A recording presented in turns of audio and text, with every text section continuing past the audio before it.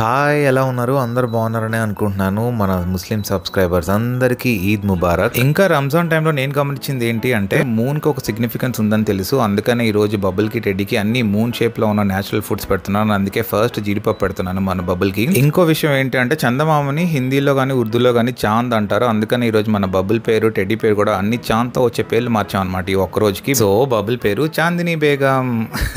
ఇంకా ఏం పెడతాం మన చాందిని బేగం కానీ ఆలోచిస్తుంటే మూన్ షేప్లో ఉన్న ఆరెంజ్ గుర్తొచ్చిందనమాట. అందుకని పెడితే చూడండి మన చాందిని బేగం గారు ఎలా తినేస్తున్నారు.